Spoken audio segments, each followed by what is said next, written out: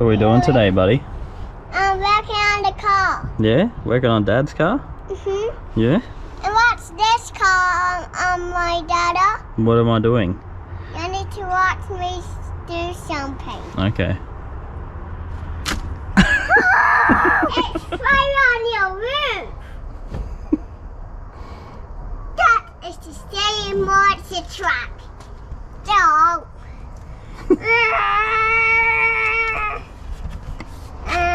Slowly but surely getting all the interior out. Just replacing the seatbelt as I go because the other one was a bit floppy and kept hanging out the door when you went to close the door. And managed to get one off Bryn and Owen from one of their utes. I've just got to modify the bolt a little bit. It's a little bit too long from the ute to the wagon, and I've got to stick it to that part on the wagons. A little bit tricky, but getting there. And now I can rip all of this out soon, and then all the carpet will come up. Well, now we have a big mess, eh? Yeah. Yeah, Dad's got to vacuum it all up. Of that. Hey? Of that. Yeah, big mess. Still got a whole bunch of old wiring under there that I didn't realise was under the carpet, so I can tidy all that up. Looks like it's nice and burnt into the into there. Must be getting hot, whatever it is, or would have gotten hot because it's all disconnected now. But here we go. What do you reckon? Yeah, yeah. A little helper. Oh, you're getting it all, aren't you? Thanks, buddy. Red wire. Need you to pull it. It's going to be the trailer brakes. You hop down. Good boy. Ready? Now you pull the red wire for Dad. Yep. Now go down the driveway, quick. Pull, pull, pull, pull. Keep going. Keep going. Yeah, all done. Thank you. Good boy. You help. Yeah, let it go. Good boy. Well, we have one side done. I had to slow down and install a temp gauge. It's a warning one. Basically, it's called Engine Guard. I saw them on Facebook, and basically this little buzzer will go mental when your car starts getting hot. But the sensor is so simple. Just bolt it straight onto the side of your head. Extremely simple, I thought, and a really good idea. For $100, I think it's well worth it, and apparently they're more accurate than the normal water temperature gauge using water, because this style gauge doesn't actually need any water. It's just bolted straight to the side of the head, so it's got real-time temperatures all the time. It's not like when you lose all the water in your radiator and you don't see anything on your gauge happening because it can't read steam. So it's a really good idea. Bit of insurance. And there's part of the pile of the stuff that I've pulled out of this car. More stuff I'm still finding from the previous owner. Should be right. So this is the new Aux Beam. Comes with all of these. So the idea for me is to have this turn on the compressor and then have front and rear lockers turn on and off. Also, because I'll be running two compressors, one for the lockers and one to blow the tyres up and down, just simply because I don't want anything else hooked up to the locker lines. I don't want any dramas there. Probably going to run an extra fan for the what's it called, the intercooler fan. I'll run that as well from this, but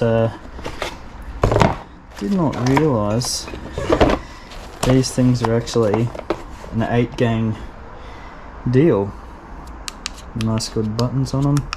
Apparently you can download an app and do some funny things on there. I'm guessing that triggers the main one. Here's the main box. This saves so much wiring. So basically the idea of this is you use the switches, figure out which switch is which, and then you'll have a 5 amp load, 5 amp load, 10 amp load, 10 amp load, so on and so forth, all the way to 30 amps. But this has its own relays inside it. I think they're solid state, and that's how it works. So it saves you having a big mess in your engine bay, turning things on and off. I actually think this is a brilliant idea. It even comes with spare fuses and circuit breaker for the main power in and out, obviously. Yeah, some power cables too. Won't be using them, but that's handy. Mounting brackets. I'm guessing this is the main wiring loom that's got to go through. Yep, this is the one that's got to go through the firewall. So it saves you running a million wires in and out of your firewall as well. So, brilliant idea, I think. So I've finished the sound deadening in under the front. I've put in the Aux Beam control panel. I've put in the temperature alarm system. Now what I try and do is map out everything in my head before I start a project, and basically I've got to work my way from the center of the vehicle outwards. So also had to run cable straight up into the front from the lithium batteries. That goes straight into the front, and that's going to power the compressors. So basically what I'm going to do is button up everything in the front now, just do everything as I go slowly, just so I don't forget anything. You have to do it systematically, otherwise you can cause yourself a world of pain. I also had to reposition the UHF unit into under the seat, because the lead from the aerial when it's rear mounted isn't actually quite long enough to reach the UHF unit, so I had to move it over there, extend the leads, and yeah, it's fine now. Got a radio check before, made sure it's all working. Also put a voltmeter in the other side, because I got rid of one EGT and boost gauge because it had the voltmeter as well. I thought I may as well put one in here. I've put one in there. Now I've just got this one as my EGT and boost gauge. It also does boost controlling as well. It's a Go Fast Bits D-Force. But yeah, very happy with how it's all coming together. Just gotta, it's extremely time consuming as you can imagine. I've got to get it done though. Currently in isolation, so nothing better to do. The missus had a positive COVID test the other day, so bit of a bummer. Had to shut down, and instead I'm doing stuff in the garage, which is better I suppose than working. So day 2 of working on the Patrol in isolation. Got some vents to put in for the inverter. I don't know if I'm going to be keen enough, but I probably will. I'm going to swap the 3000 watt inverter and put it into the camper, I think, and pull the camper's 2000 watt Renogy inverter charger out and put that in the Patrol, because it just makes more sense having the bigger battery bank in the camper trailer and using that with the 3000 watt inverter instead of the 2000 watt. Just makes more sense. It's going to be a long day, but who cares? In isolation, can't be doing anything else anyway. May as well work on the car. Well, there we have it. 2 vents in. Turn these lights off because flickering the camera. 2 vents in. Thanks very much to Lonnie for those. So this is going to be the fun part, taking the inverter out. Might take the battery out first and then the inverter. It's going to be fun. 3000 watt inverter is out. Now I've got to take the other one out. It's going to be a mission in the camper. Probably not as bad as this one though. Yeah, as you can see, you've got your AC input, so you can hook up shore power to here. And then you've got your AC output there. And you've got your battery temperature sensor. You get your two main 12-volt inputs. But yeah, it's quite simple to hook up these ones. I think it's RJ11 or 45, I can't remember which one it is that you hook up your inverter switch to. As you can tell, it won't go into one of them, so pretty easy to figure that out. But yeah, it's well and truly an awesome inverter, being that it can charge at 75 amps as well when you're hooked up to shore power, and at the same time it has a bypass switch in it which powers your load, your 240 volt load. If you've got it, if you're hooked up, if you're at a powered site or whatever, you can use one of these and charge your batteries at the same time as run everything else off 240. So they're a very smart bit of kit and very heavy. So here we have the heart of the camper. Now I'm not too sure what differences there are, so I'm going to measure it. A bit hard to do one-handed because this is the 2000 and they're exactly the same length by the looks of that. So it must be the height, and I'm not struggling for height in here, which is good, which means it should be a straight swap. It's just going to be so fun undoing those massive inverter cables I got here.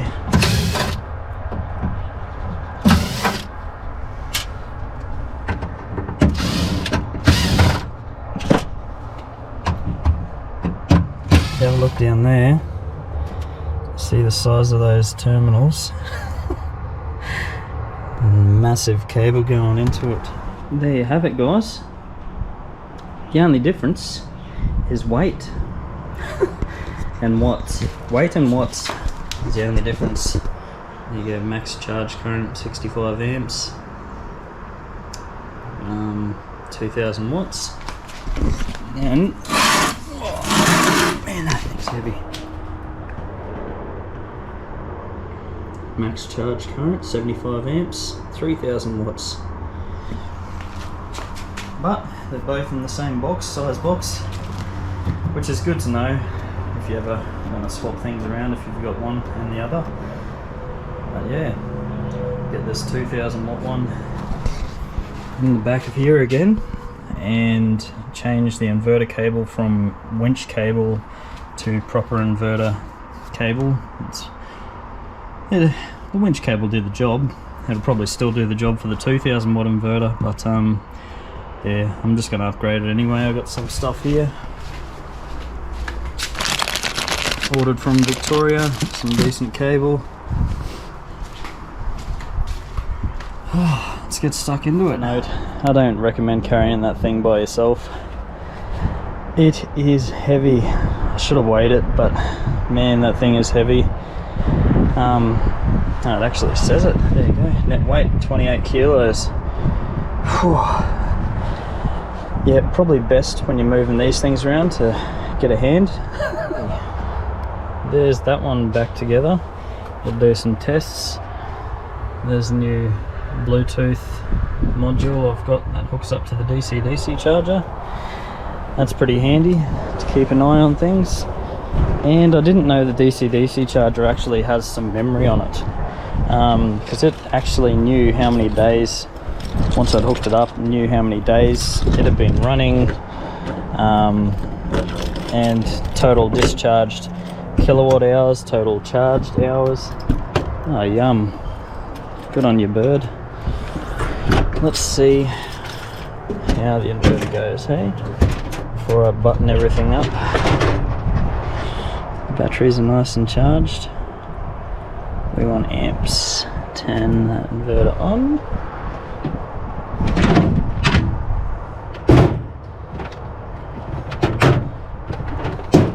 It's not using any amps with the inverter on. No, inverter's not on. Ah, that's right. First time hooking up. Haven't. So, dumb me forgot to charge up the inverter. I hadn't even hooked up the main power back to the inverter from the disconnection down the bottom. We did it as a safety precaution, which you should do all the time. But as you can see, the inverter is on, but we're not even drawing anything because we're pushing in solar at the same time. So it'll be interesting. Oh yeah, we're about to zero out. Oh well, let's see. We've got to boil the kettle and turn the toaster on. See if we can do both. With these toasters quite easily for it. Excuse me. Got some water in the kettle. Get that cranking at the same time. Oh yeah. Look at that. 254 amps we're pulling. No problems. No hot cables. Nah. What about these? No. That's awesome.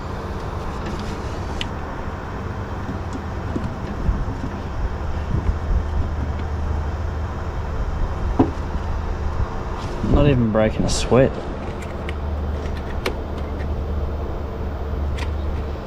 What about that? That's the main shunt connection and it's stone cold. Well, that's what you want, guys. 3000 watts, I can mount that back in now. That is awesome. It's nice to know that I've got quite a capable off-grid system in the camper now. That's insane. Alright, solar's pushing in 12 amps with the inverter on, so it's around 16 amps probably. So I thought I want to trip the thing out. I want to push it to its max limit. See if I can make the inverter go to a low voltage disconnect. Maybe even trip out the BMSs on the batteries. Let's see what we can do. Full steam on the heater.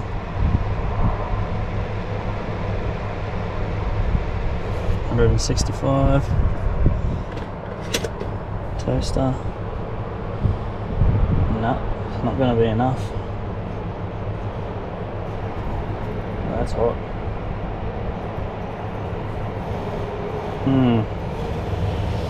Gonna have to be the kettle and the heater, I think. Didn't really want to do that, but oh well. Let's boil this kettle. 180 amps with the kettle. Turn this bad boy on. Ooh, yep, 400 amps. Just turn it down a little bit. Put it down on 1. Oh, we're at 300 mark. Put it on half. And the kettle going at the same time. Let's see. Heat up a little bit.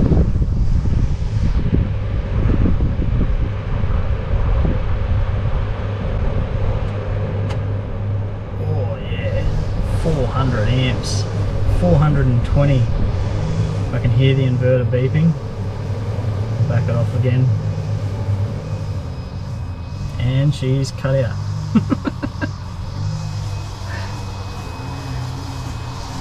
Turn that off.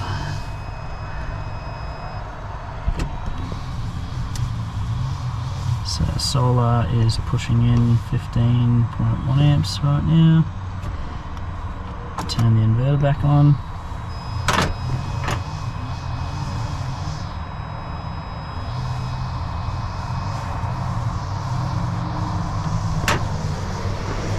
Yep, it's rumbling again. So we can sustain 300 amp draw. That's insane. Let's check those cables.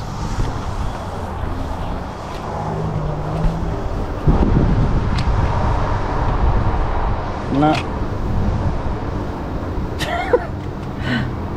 Is it even working? Wow.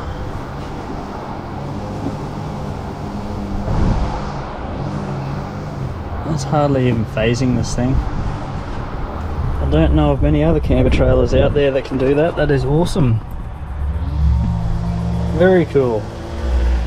540 amp hours lithium. You can play around quite a lot.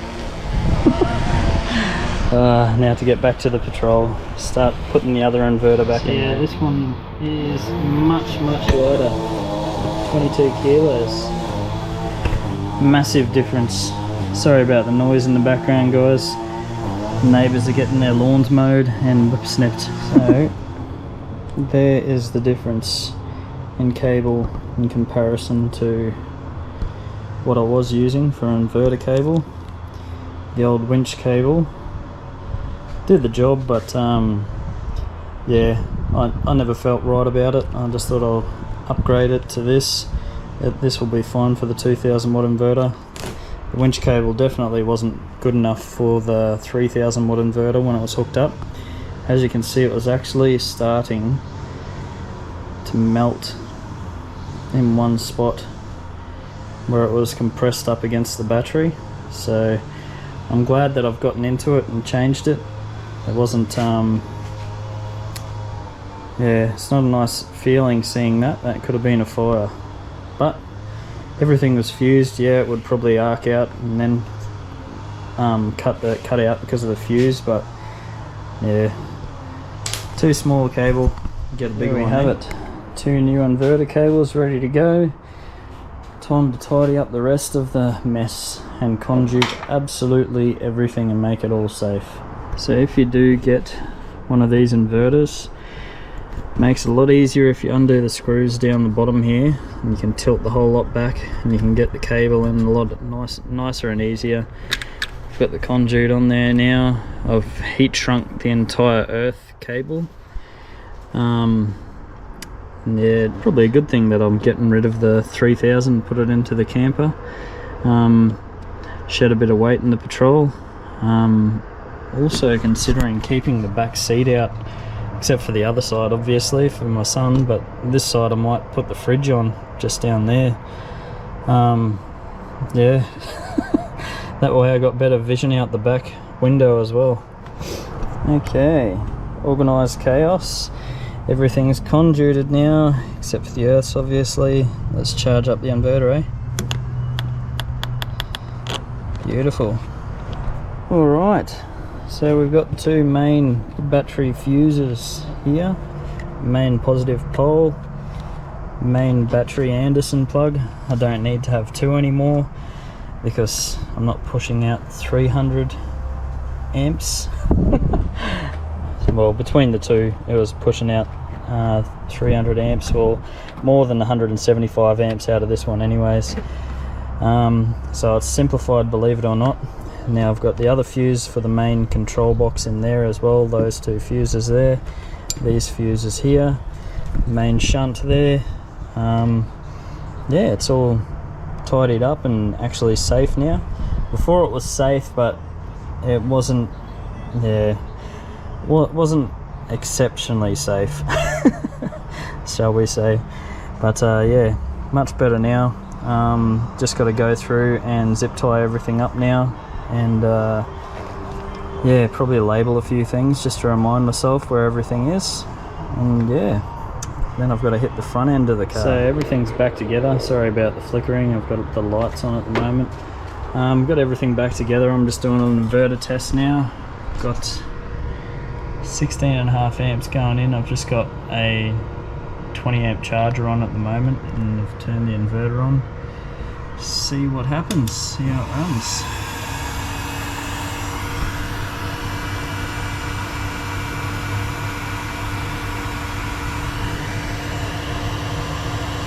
$165 amps. No issues. Very good. I'm going to check how hot they are, and yeah, sorry, trying to hold the heat gun at the same time as check the leads is near impossible, as well as the GoPro holding that at the same time. But yeah, it's done it flawlessly. I'm very glad that I have swapped back to the 2000 watt inverter in here. Well and truly lighter than the other one, and I've I've basically decided to remove the rear seat. I've still got my son's car seat on that side, but remove the rear seat and see how this goes, because now I can actually see out the back when I'm reversing with the camper on the back. So all I've got to put in the back now is just the Pro Eagle jack, and that's it. I've got more space in the back now, and I've probably shed a few kilos in the back as well. Just turned the charger on, inverter charger. It's flipping over at the moment. Just about the top. The battery's up. Should get to 65 amps.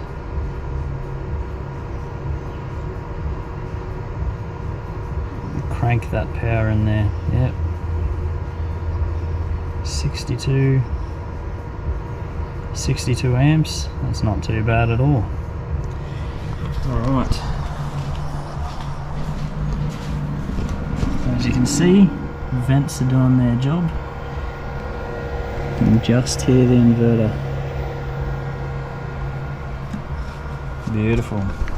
Slowly starting to taper off now from 62 amps. And batteries are nearly charged.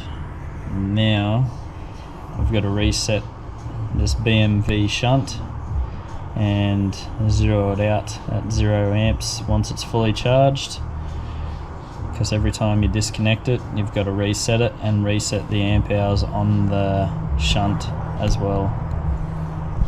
Not relaxing? Yes, you are. It's day 3 of running some cable now. Got to run some cable all the way to the back for the brake controller. Just upping the gauge basically, because the old original wiring that was running through the cab I found was what was actually cooking the floor. So that was interesting. Luckily it didn't catch fire as well. You coming under? You gonna help? Yeah?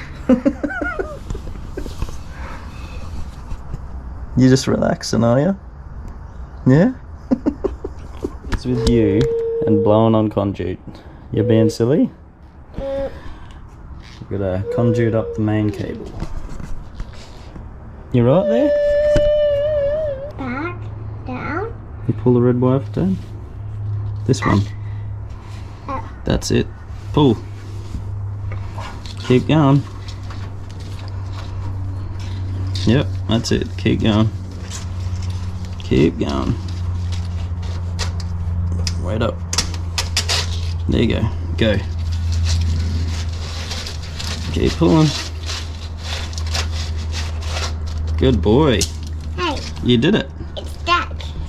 Yep, that's enough. So here we have it, back under the bonnet now. So what I'm trying to do is neaten up everything in the engine bay. When there's multiple accessories coming off the positive, you have to neaten things up to make it safe as well.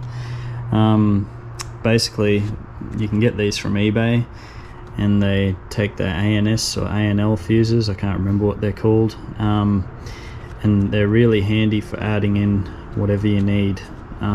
As you can see, there's heaps here. This is the main bus bar. It's powered by that main fuse, but I've also made that main fuse a 500 amp fuse to power the winch as well.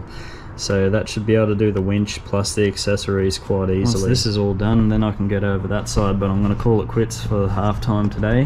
Hang out with the family, watch some movies together in the aircon. But tomorrow I'm going to attack that side of the engine bay and finish off the Aux Beam wiring, because the Aux Beam will be powering turning the secondary compressor on to lock on the I'll turn the lockers on as well. So that's going to be separate, but I'm making that whole side powered by lithium so that I don't have to have the car running when I'm running the compressors and adding extra heat in the engine bay. So now what I got to do is go through and label everything on the lid of this. Once I've done that, basically I can move over to the other side, but I will do that tomorrow. Now I've just got to try and remember everything, and then I've got to label make everything in the back as well. All the rest of the circuits I did in the back, I've got to put in the label maker. Sorry about the flickering again, guys, just need the light here. There we have it, all labelled up.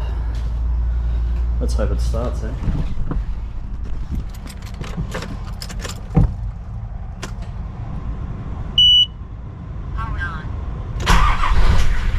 Beautiful. So we're going to do some fun stuff today. Right now I'm topping up the batteries because these don't have any solar input. This is the one running the fridge. Hey. But we're also going to test the inverter on the camper.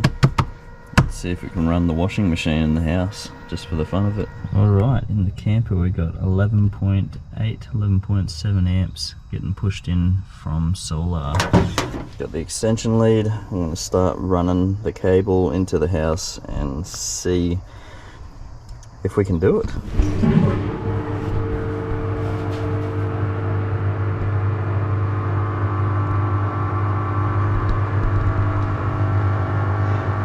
Got the extension lead running through the house. 3 extension leads.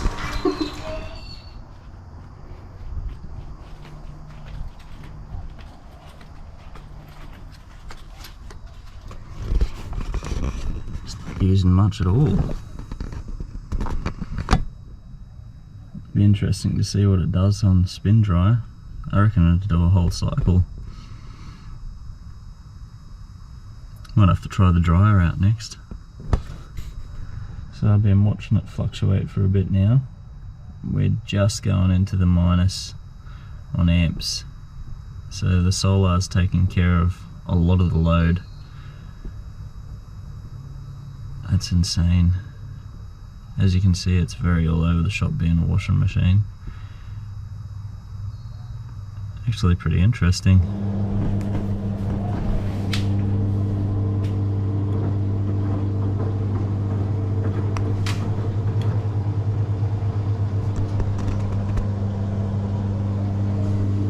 Not struggling at all. There you go. 184, 198. Still not skipping a beat at all.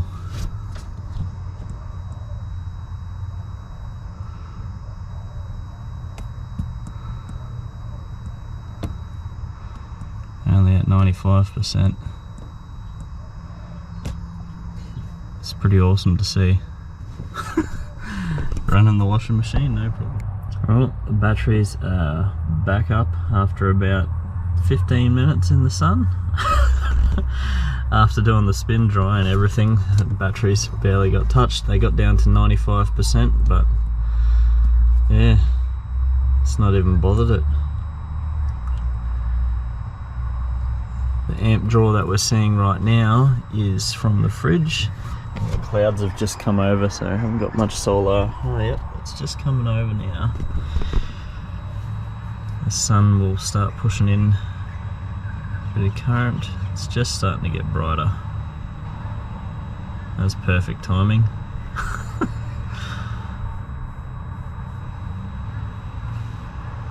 Yeah, that sun's smashing it now. Still going up.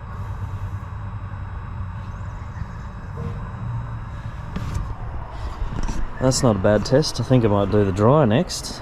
Just turning the inverter back on and hooking up the dryer. Yep, inverter's back on. Still pushing in 10 amps. Let's get this dryer going. There we go. Well, let's try and see how many amps that's drawing. No way.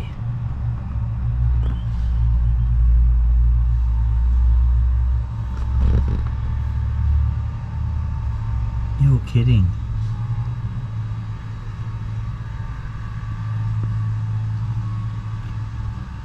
I know the sun's coming out brighter, but I thought for sure it'd use heaps more than that.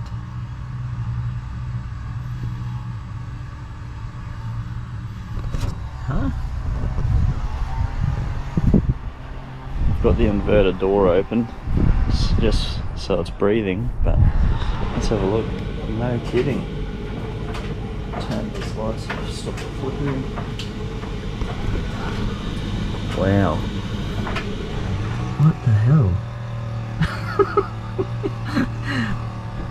This charge from the solar is basically taking care of the dryer. Might do this more often.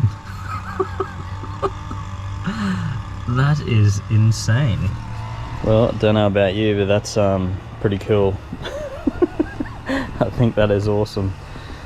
And it's nice to know that we can run an entire house basically off the camper if we really needed to. Now that new 3000 watt inverter's in there. Well, it's not new, it's come from the Patrol, but that is really cool. Wait it around a little bit longer just to see it peak out. It's a very inconsistent load. It does go up to 200 for a little bit, but then the solar tries to catch up. It only does it in bursts though. Here you go, down to 62%. That is quite a bit, but the solar is pushing in quite a bit. I'll check it out this afternoon and see how the batteries are doing then. But now I can turn the inverter off. Test is done. It's loving it.